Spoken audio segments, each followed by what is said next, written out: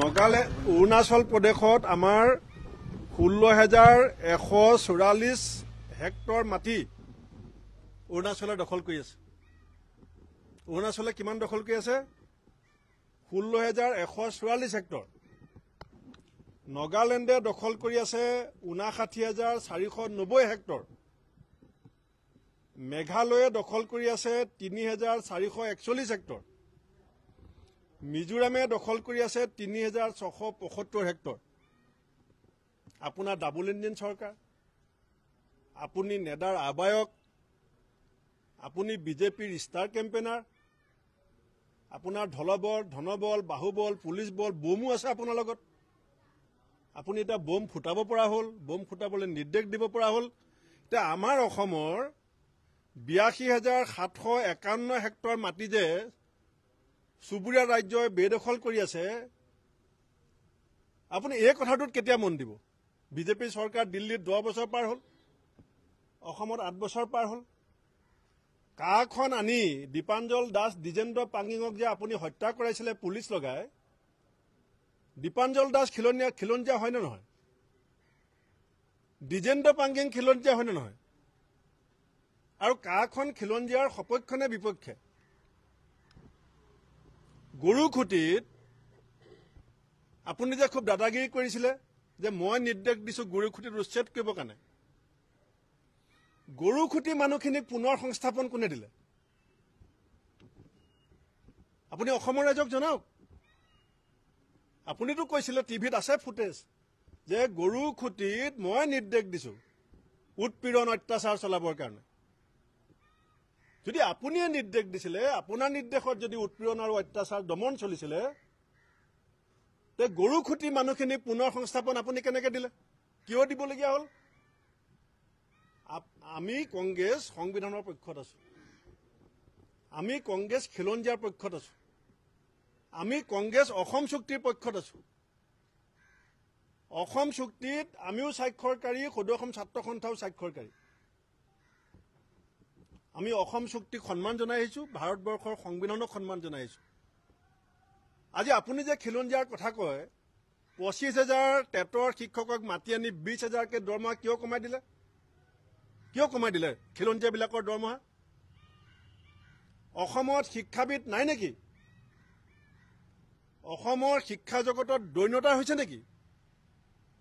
যে 5 গৰাকী বাহিৰৰ পৰা আপুনি ভাইচ চেঞ্চেলৰ ইয়াত সংস্থাপিত কৰিছে RSS বিজেপিক তৈলমৰ্দন কৰিবৰ কাৰণে।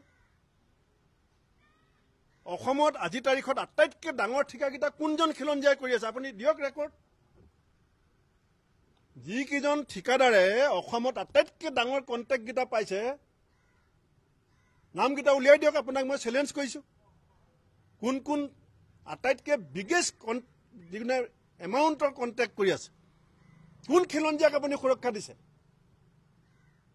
কেৱল তেওঁৰ পৰিয়ালৰ সম্পত্তিৰ গোটেই যিটো ফাদি লৈ গ'ল লিষ্টখন। মাজুলী আইনৰ কথা কয়, মাজুলীত এতিয়া মন গ'লে মই মাটি কিনিব নোৱাৰিম। আপোনালোক সাংবাদিকসকলে দুকঠা মাটি মাজুলীত কিনিব নোৱাৰিব। কেলৈ? আইন পাছ হৈছে। কেতিয়া পাছ হৈছে?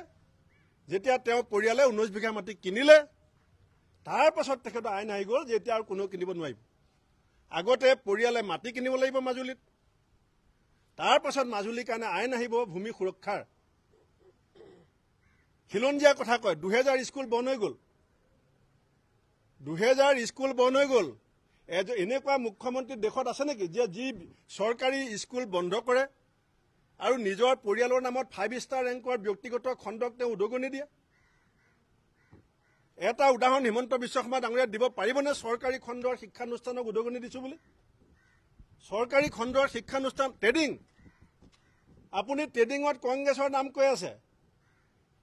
ট্ৰেডিঙত আপোনাৰ দলৰ কেন্দ্ৰীয় মন্ত্ৰী ফটো আছে ট্ৰেডিং কৰা মানুহৰ লগত। ট্ৰেডিং কৰা মানুহৰ লগত আপোনাৰ দলৰ মন্ত্ৰী, আপোনাৰ ভাই বোৱাৰী ফটো আছে। এতিয়া কেঁচু খানোতে সাপ ওলাব, আৰু মই আপোনাক চেলেঞ্জ কৰিছোঁ, আপুনি কেঁচু খানক। মই বিচাৰিছোঁ ট্ৰেডিঙত আপুনি এনকুৱাৰী কৰক, অকল CBIক নহয়। আমি জিলাই জিলাই DC অফিচে ধৰ্ণা দিম। আমি সুপ্ৰিম কোৰ্টৰ চিটিং জাজৰ নেতৃত্বত কমিটি বনাই আমি যিসকল ভুক্তভোগী তেওঁলোকৰ সাক্ষ্য লোৱাটো বিচাৰিছোঁ।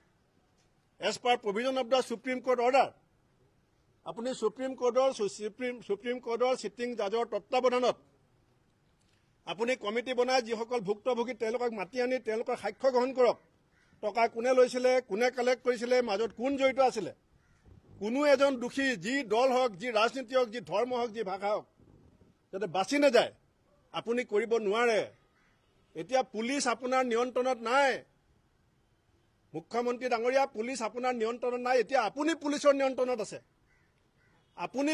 নিয়ন্ত্ৰণত আছে ট্ৰেডিঙৰ মাষ্টাৰ মাইণ্ডক আপোনাৰ পুলিচে VVIP ট্ৰিটমেণ্ট দি আছে আপুনি ক'ত আছে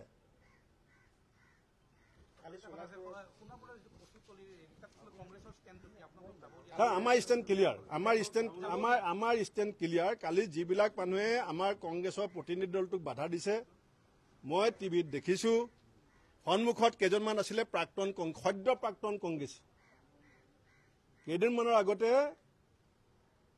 লোকসভা নিৰ্বাচনৰ মাজত বিজেপি দলত যোগদান কৰিবলৈ যোৱা সদ্য প্ৰাক্তন কংগ্ৰেছী নতুন কেইজনমান বিজেপি মই টিভিত দেখিছো মই মুখবিলাকো চিনি পাওঁ মই নামবিলাকো জানো এজন আমাৰ দিছপুৰ ব্লক কংগ্ৰেছৰ প্ৰেছিডেণ্টো আছিলে গতিকে ঘটনা কি হৈ আছে আপোনালোকে চাব কথাটো ঘটনা কি আচলতে ঘটনাটো ক'ত ঘটি আছে মই নাছিলো মই হায়দৰাবাদৰ পৰাতো মোৰতো চাৰ্টাৰ ফ্লাইট নাই মই ঘনে ঘনে যেনেকৈ ঝাৰখণ্ডলৈ যাবৰ কাৰণে মইতো 32 কোটি টকা খৰচ কৰিব নোৱাৰো মইতো হেলিকপ্টাৰ ল'ব নোৱাৰো আৰু আমি উচ্ছেদৰ সম্পৰ্কত কি কৈ আছো আমি কৈ আছো যে যদি কোনোবা আমাৰ এতিয়া শিল খাকো উচ্ছেদ আমি কি কৈছিলো সেইখিনি খিলঞ্জীয়া নহয় নেকি নাঙত কৰি যে পেলাইছিলে হিমন্ত বিশ্ব শৰ্মা ডাঙৰীয়া